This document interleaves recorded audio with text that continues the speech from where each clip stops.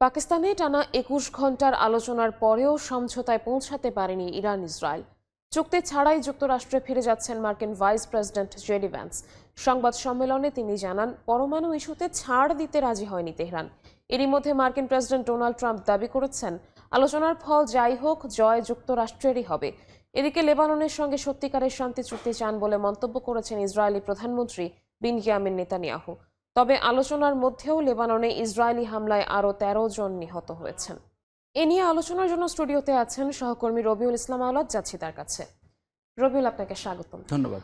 আমরা যেমনটি জানি রবিউল, যে গতকাল ইসলামাবাদে পাকিস্তানের মধ্যস্থতায় ইরান এবং যুক্তরাষ্ট্রের মধ্যে শান্তি চুক্তি হওয়ার কথা ছিল এবং টানা ২১ ঘণ্টা আলোচনার পরও কিন্তু আসলে কোনো শান্তি চুক্তি ছাড়াই আলোচনাটি শেষ হয়েছে। আলোচনা সম্পর্কিত সর্বশেষ কি তথ্য আপনার কাছে আছে? এছাড়া নিবিড়, আপনি যেমনটি বললেন, দীর্ঘ আলোচনা, ২১ ঘন্টার কিন্তু দীর্ঘ আলোচনা হলো এবং এই আলোচনাকে আন্তর্জাতিক বিভিন্ন গণমাধ্যম ঐতিহাসিক হিসেবে আখ্যা দিয়েছে।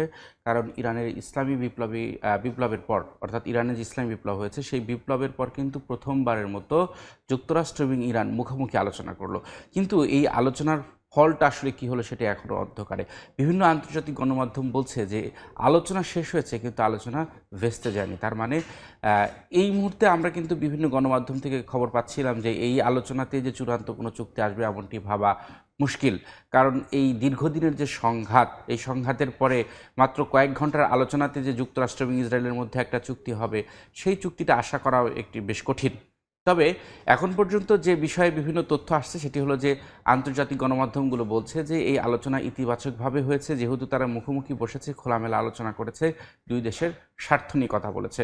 তবে সর্বশেষ যে আলোচনা কোনো চুক্তি ছাড়া শেষ হয়েছে, কারণ এরই মধ্যে মার্কিন ভাইস প্রেসিডেন্ট জেডি ভ্যান্স তার প্রতিনিধি সহ চলে গেছেন। আমাদের কাছে কিছু তথ্য আছে, আমরা একটু দেখে আলোচনা করব। নিবিড়, আমরা যেমনটি বলছিলাম যে এই মুহূর্তে সবশেষ যে খবরটি সেটি হলো যে ২১ ঘন্টার আলোচনা ভেস্তে গেছে এবং সমঝোতা ছাড়াই দেশে ফিরে গেছেন জেডি ভ্যান্স। ইরান চুক্তি করুক বা না করুক, আমরাই জয়ী হব, যেমনটা আমরা আগের একটি প্রতিবেদনও দেখলাম। কিন্তু এখন মূল কথা হচ্ছে যে কেন এই চুক্তি হলো না, অর্থাৎ এই আলোচনায় কেন হলো না। এভাবে বিভিন্ন বিশ্লেষকরা বলছেন যে দুপক্ষই আসলে আলোচনার টেবিলে অনড় অবস্থানে ছিল এবং এই আলোচনার সবচেয়ে বেশি গুরুত্বপূর্ণ ইস্যু হয়ে দাঁড়িয়েছে ইরানের পরমাণু কর্মসূচি।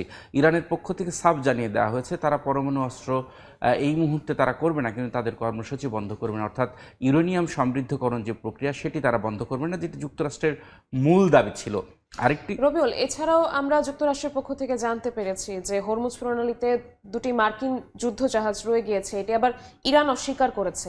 এ বিষয়ে আপনার কাছে কি কোনো তথ্য আছে? হ্যাঁ নিবিড়, আপনি ঠিকই বলেছেন। বিভিন্ন আন্তর্জাতিক গণমাধ্যম হোয়াইট হাউসের বরাত দিয়ে এবং যুক্তরাষ্ট্রের সেন্টকম বলেছে তারা দুইটি ডেস্ট্রয়ার জাহাজ, অর্থাৎ যুদ্ধ জাহাজ তারা হরমুজ প্রণালীতে পাঠিয়েছে এবং এটার মূল উদ্দেশ্য হলো হরমুজ প্রণালীতে যে মাইন পেতে রাখা হয়েছে ইরানের পক্ষ থেকে, সেই মাইন অপসারণের জন্যই এই জাহাজটি মোতায়েন করা হয়েছে।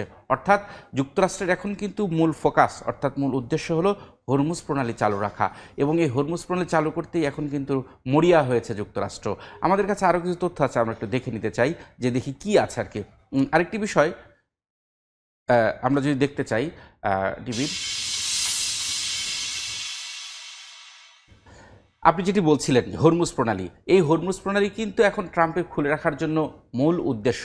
কারণ এই হরমুজ প্রণালী বন্ধের কারণে বিশ্ব জ্বালানি ব্যবস্থা কিন্তু বিপর্যয়ের মুখে পড়েছে। বিশ্বের বিভিন্ন দেশে জ্বালানি তেলের সংকট দেখা দিয়েছে, দাম বেড়ে গেছে, যার কারণে ট্রাম্প এই যুদ্ধের কিন্তু বন্ধ হওয়ার, ট্রাম্প যে যুদ্ধবিরতির একটা ঘোষণা দিলেন আকস্মিকভাবে, এটার কিন্তু মূল কারণটাই ছিল হরমুজ প্রণালী। এবং ইরান কিন্তু এক্ষেত্রে খুবই অনড় অবস্থানে রয়েছে।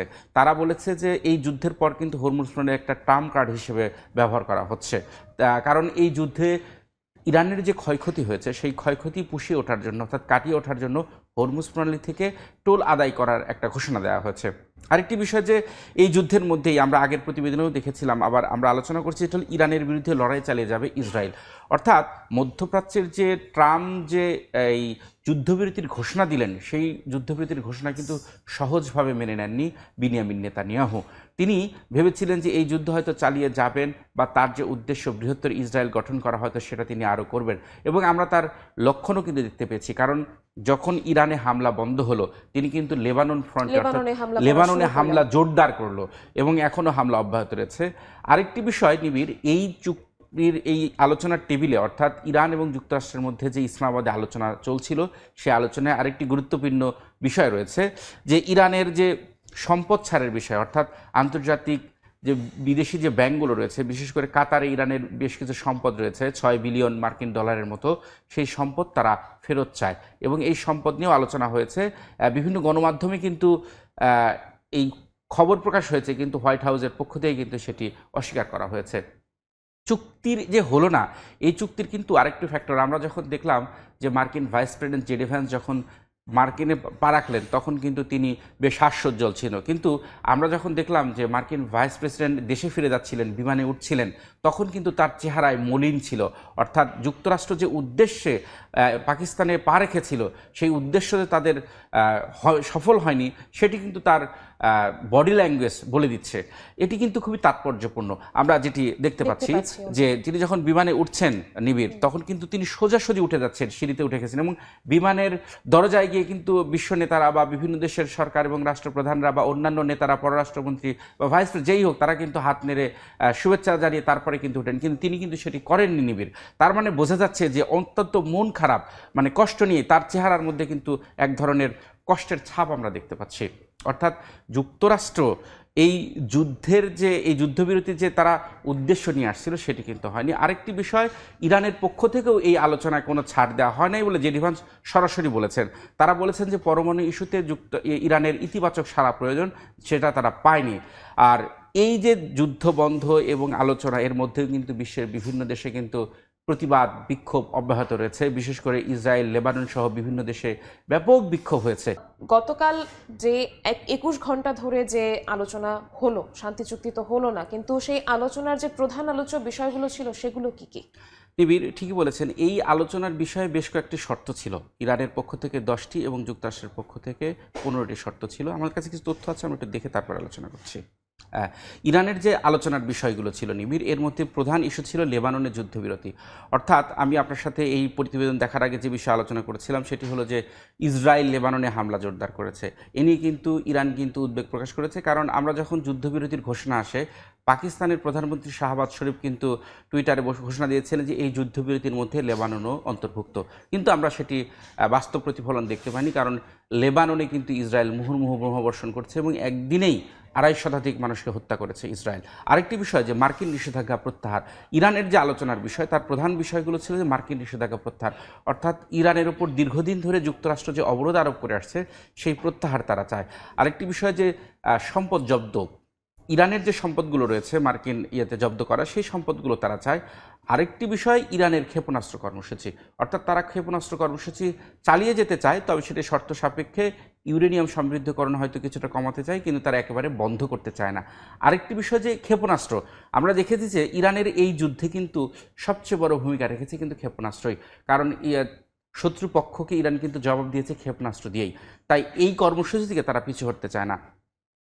ইরান যুদ্ধের সাথে আরেকটি বিষয় যে হরমুজ প্রণালী, এই আলোচনায় এখন যুক্তরাষ্ট্রের জন্য সবচেয়ে বড় মাথা ব্যথার কারণ দাঁড়িয়েছে হরমুজ প্রণালী, কারণ এর প্রভাব পুরো বিশ্বে পড়ে গেছে। আরেকটি বিষয় যে যুদ্ধের ক্ষতিপূরণ, অর্থাৎ ইরানের যে অবকাঠামো ধ্বংস করা হয়েছে, সামরিক স্থাপনা ধ্বংস করা হয়েছে, এই যে বিপুল অঙ্কের যে ক্ষতিপূরণ, এই ক্ষতিপূরণ ইরান চায় যুক্তরাষ্ট্রের কাছ থেকে। সরাসরি যুক্তরাষ্ট্র দিতে পারে, অথবা হরমুজ প্রণালীতে টোল আদায়ের মাধ্যমে এই ক্ষতিপূরণ তারা আদায় করতে চায়। আরেকটি বিষয় যে মধ্যপ্রাচ্যের সামরিক উপস্থিতি, অর্থাৎ কাতার, বাহরাইন, দুবাই সহ, সৌদি আরব সহ মধ্যপ্রাচ্যের দেশগুলোতে যে মার্কিন ঘাঁটিগুলো রয়েছে সেই ঘাঁটিগুলো তারা অপসারণ চায়। এখানে একটি বিষয়, যুক্তরাষ্ট্র হয়তো এই দাবি সহজে মানবে না বা মানতে চাইবে না। অর্থাৎ এই যে আলোচনা যে ভেস্তে গেছে বলা হচ্ছে, বা আলোচনা শেষ হয়েছে চুক্তি ছাড়াই, এই যে ইরানের যে কঠোর শর্তগুলো, এই শর্তের কারণেই বলা হচ্ছে যে এই শর্তগুলো থেকে অনড় অবস্থানে থাকার কারণেই এই আলোচনা ফলপ্রসূ হয়নি বলে ধারণা করা হচ্ছে। নিবিড়। রবিউল, আলোচনা শান্তি চুক্তি না হলেও পরবর্তী পদক্ষেপ আসলে কি হবে? যুক্তরাষ্ট্রকে যুদ্ধ চলমান রাখবে নাকি যুদ্ধ বিরতি চলমান থাকবে?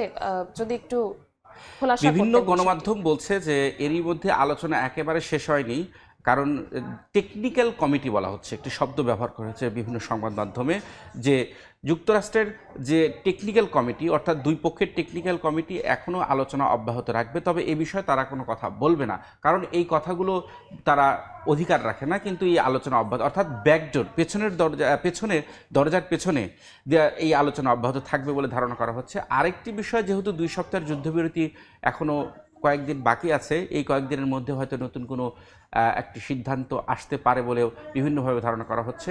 আরেকটি বিষয়, যে যুক্তরাষ্ট্র কিন্তু বারবার কিন্তু হুমকি ধামকি দিয়েই আসছে।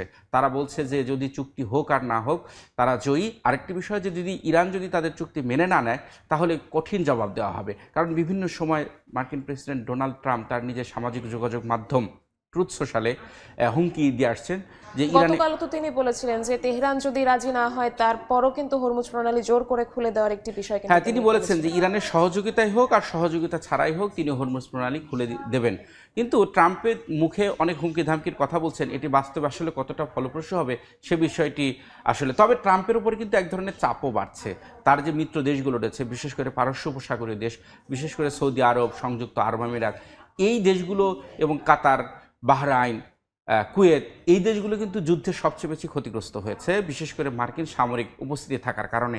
এবং এই যুদ্ধের ভয়াবহতার কারণে কিন্তু দেশে দেশে বিক্ষোভ ছড়িয়ে পড়ছে। যুক্তরাষ্ট্র রাজনৈতিকভাবে, মার্কিন প্রেসিডেন্ট ডোনাল্ড ট্রাম্প কিন্তু রাজনৈতিকভাবে তার অভ্যন্তরীণ সমালোচনার মুখে পড়েছে। আমরা দেখেছি যে নো কিং একটা বিক্ষোভ হয়েছে যুক্তরাষ্ট্রে, এবং এই বিক্ষোভে কিন্তু যুক্তরাষ্ট্রের বিভিন্ন শহরে হাজার হাজার লাখ লাখ মানুষ নেমে এসেছে, যার কারণে এই যুদ্ধ বন্ধ করা এবং ট্রাম্পের যে অর্জন, সেই অর্জন নিয়েও একটা প্রশ্নের মুখে রয়েছে।